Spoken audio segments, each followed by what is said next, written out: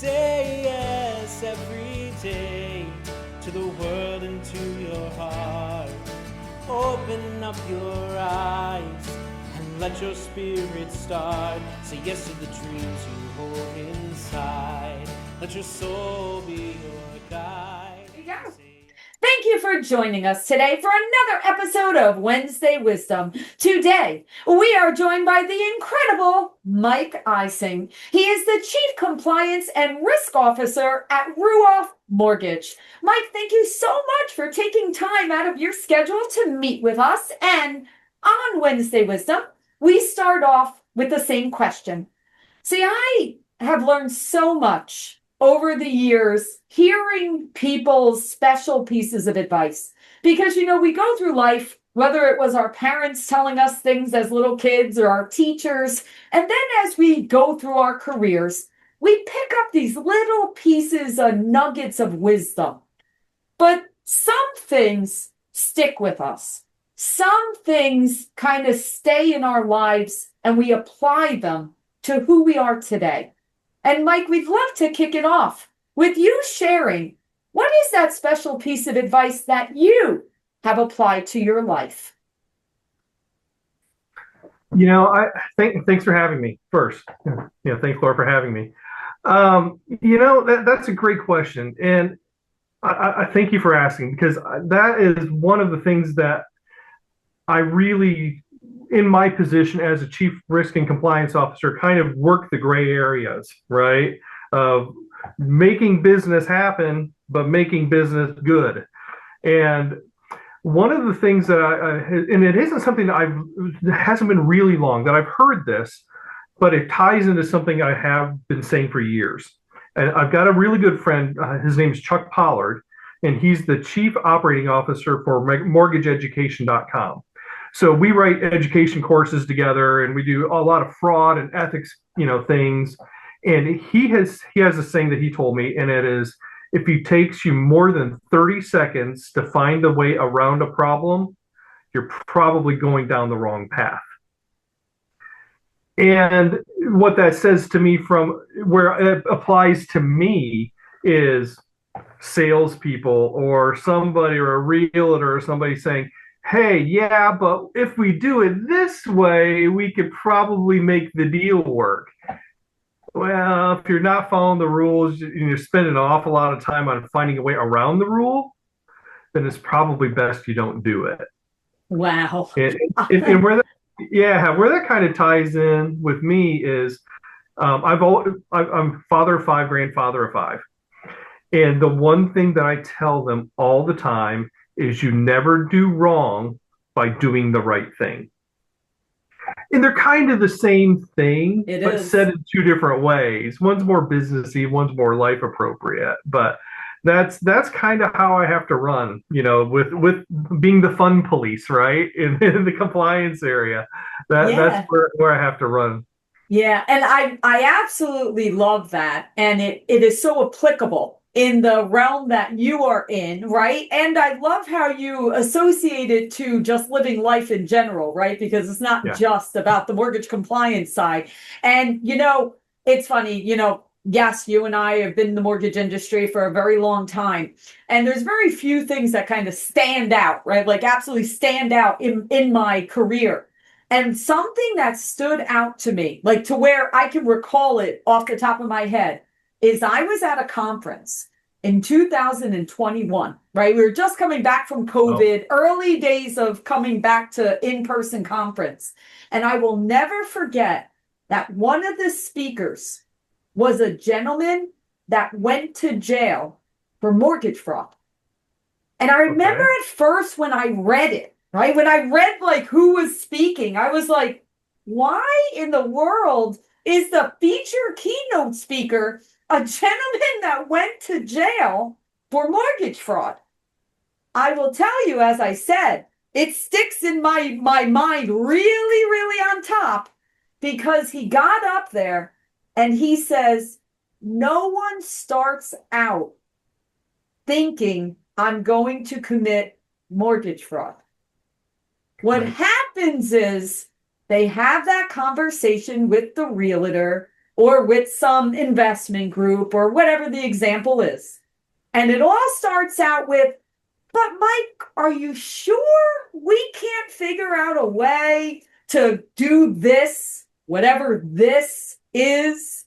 And what you just described about if it takes longer than that amount of time, maybe you really shouldn't be figuring out how to get around it. Yeah. And Yeah. he explained that it started out very simple.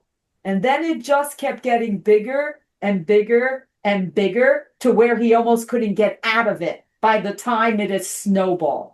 So Yeah. for everyone listening out there of what Mike just said and the story I just shared about the gentleman, no one ever starts out that way. And whatever it is, right? Whether it's a decision we make in our lives, our personal lives, or our business decisions, great advice, Mike. I really think that hits home in so many ways. If you're a loan officer who wants more speed, more support, and a lender that actually invests in you, well, this is Laura Brandao, president at MLB Wholesale, and we're not just closing loans. We're making lives better through real education, powerful programs, and a remarkable team that is there to help you win every single day. At MLB Wholesale, your growth is our mission. Your success is the standard. And when you partner with us, you're never doing it alone. Ready to level up your business? Let's build something remarkable together.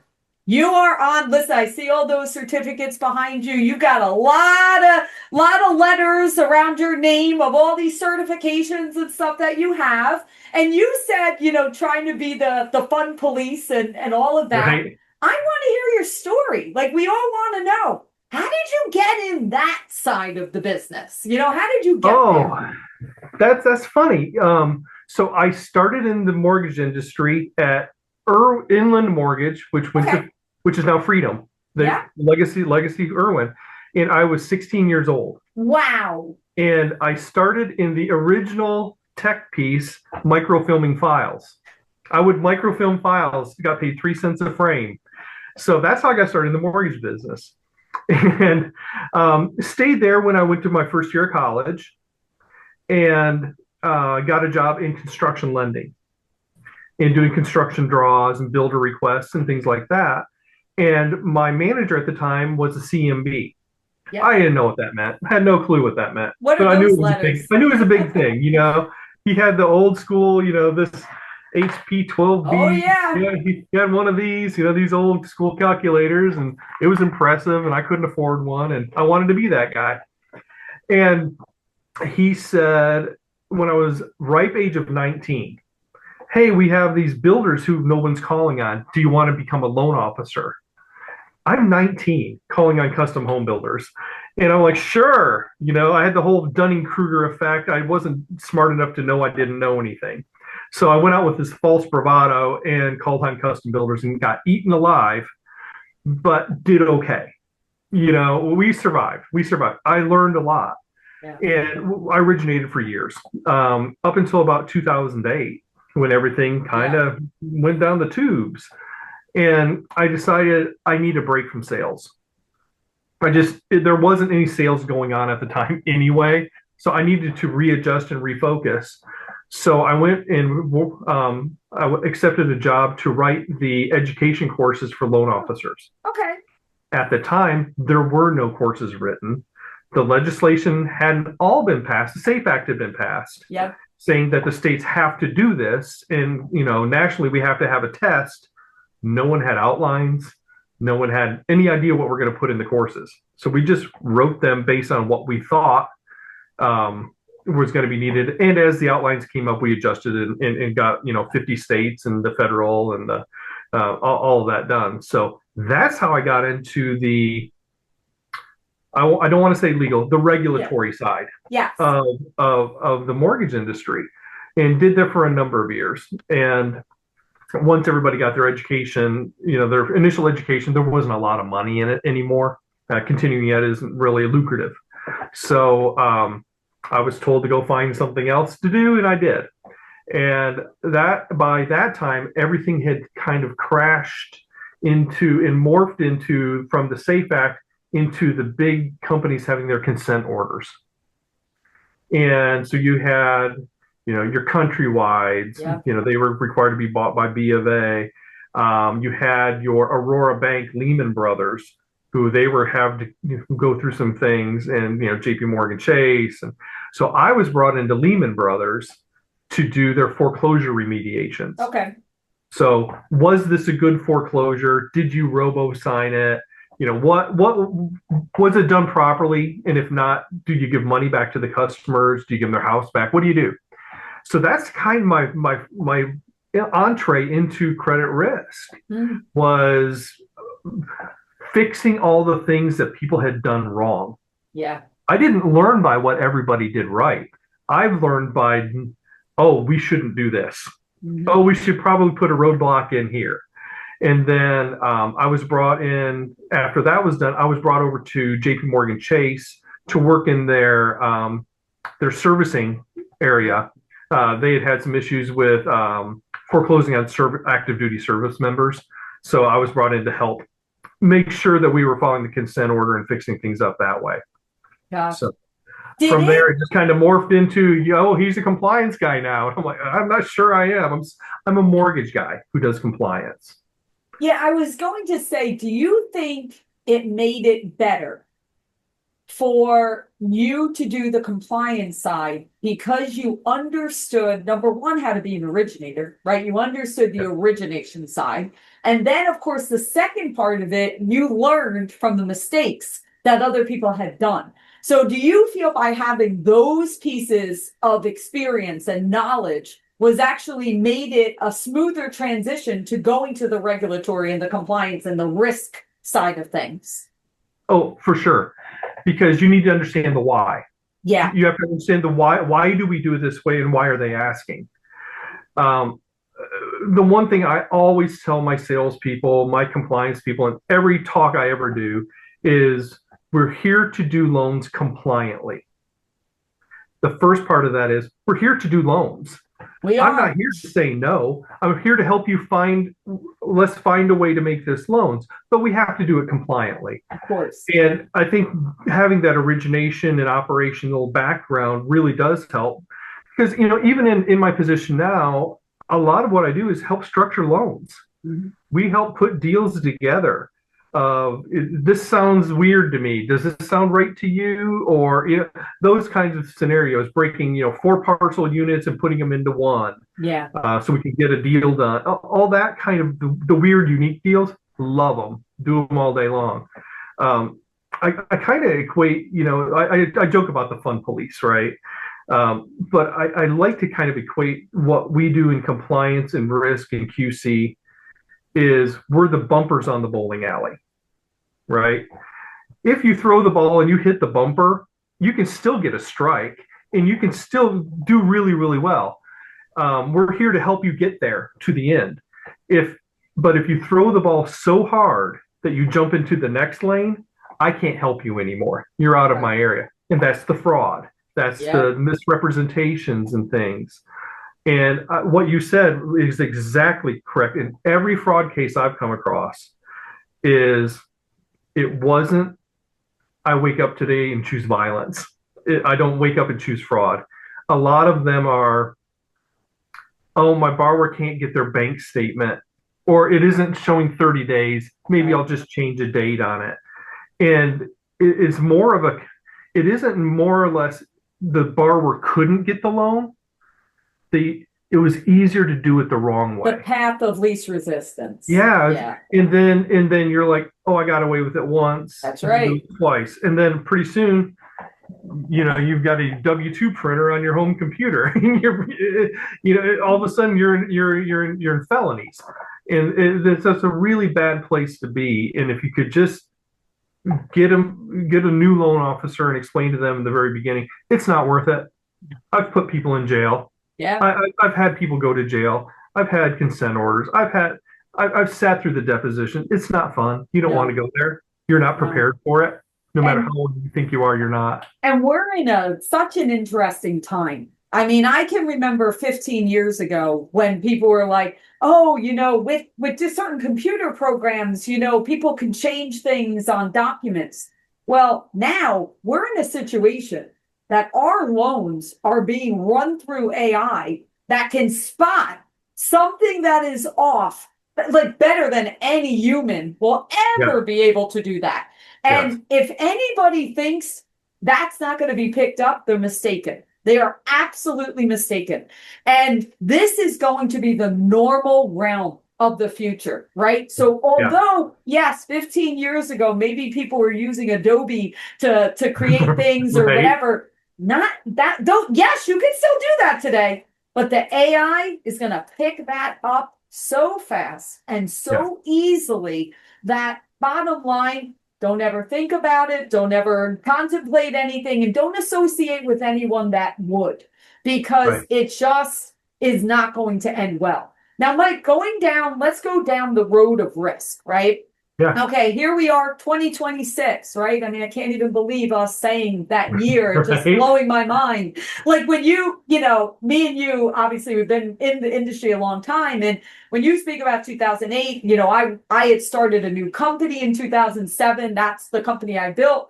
And when I think about that, that seems like a little bit of time ago to me. It's not a little bit of time anymore. That was a long time ago. Yeah. We're going to come on 20 years soon, with that. Yeah. But with this, here we are, 2026. What would you say from a lender perspective, right? Like, let's speak lender perspective.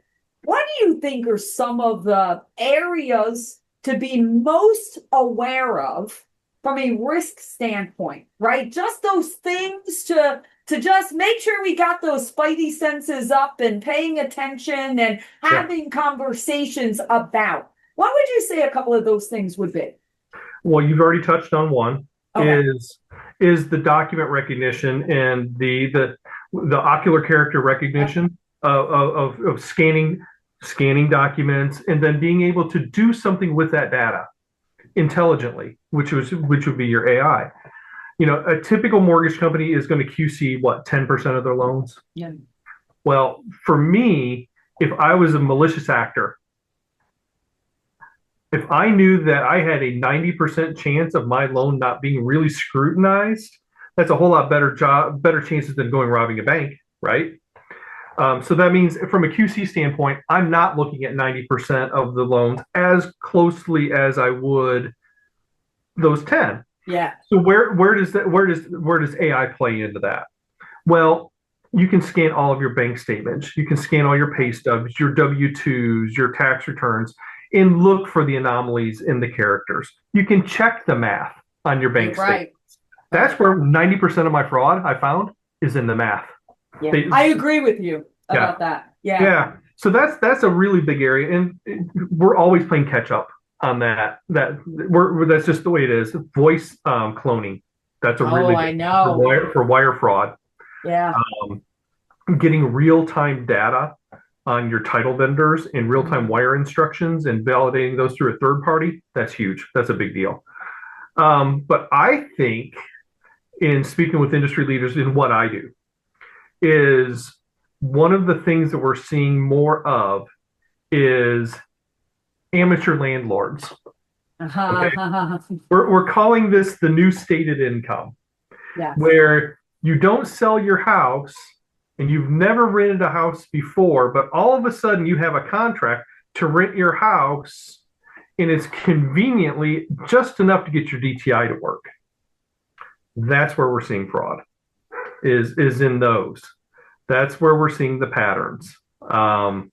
Industry-wide, not so much where I'm seeing it, but that's really the hey, this is where they're going because we're catching everything else. I thank you for bringing that up.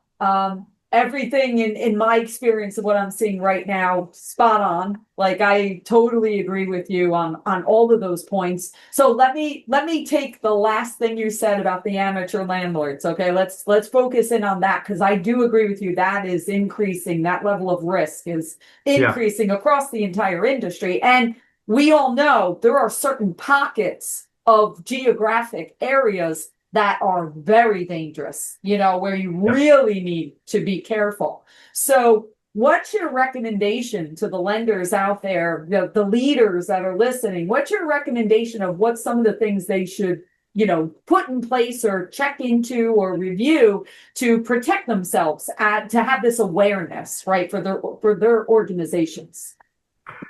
Mandatory discretionary review on anyone that comes in that has a bank statement or has a rental agreement. I don't think that's a bad thing to do. Make sure that you've got the deposit, first month or second month rent. Make sure they've actually gone through the bank. Make sure those checks have actually cleared, and those aren't AI. Not just the check, like make sure not they're just the actually check. processed. Do some extra due diligence. Yeah. You can go into the metadata. Get really techie on this. You can go to the metadata on the backside of a PDF and see was it created and then modified? Right. Was that check something added to that PDF at some point in time? Well, that's a very good point. That's a very good point, Mike. Like that's something like you wouldn't think of, but is easy to do, right? We can certainly do that. Anyone can. I like that. Yeah. Was it created on this date and then modified at another date? Should never be modified. There's no reason for it to be. This raises a lot of questions. But the biggest thing is something that's kind of standard playbook for BSA and AML officers like myself. If you see something suspicious, do your SAR report. Right. Do your report, because it doesn't matter if yours turns out to be anything. Yours may not be anything, but if that same person is doing this in Indianapolis and in Cleveland and in Tampa and in Orlando, that's where it will get caught. Because they're going to shotgun it to a bunch of different lenders. They're not going to come in the same rental agreement 10 times with my company. They're going to do it all over the place. And if that's where the patterns will be recognized. Yeah. I think that's the biggest thing. I love it. Listen up, everyone. I hope you took note, because this was really, really, really great information listen, we are mortgage professionals through and through. We love our industry. We want our industry to thrive. And the way that we thrive is by protecting our companies and doing good quality business, right? So everyone can win and we can all succeed together. So remember that everything that Mike just said, this is how we continue to be successful in this industry, and we protect and keep those bad actors out of here. Right? That they have no right to be in our industry, right? We only want the good actors that are here to bring families home and do good quality business. Well, Mike, thank you so much for sharing your brilliance with us. And if anyone wants to learn more about you, connect, get to know all the brilliant things you're doing, how can they get to know you or connect to you? LinkedIn, probably the easiest. Is Michael Eising on LinkedIn with all the 20 acronyms or whatever it is. The alphabet soup is what they refer to it as behind my name. So I'll be happy to link up with anybody. Awesome. Well, thank you so much for sharing your time with all of us, and keep shining bright. Thanks.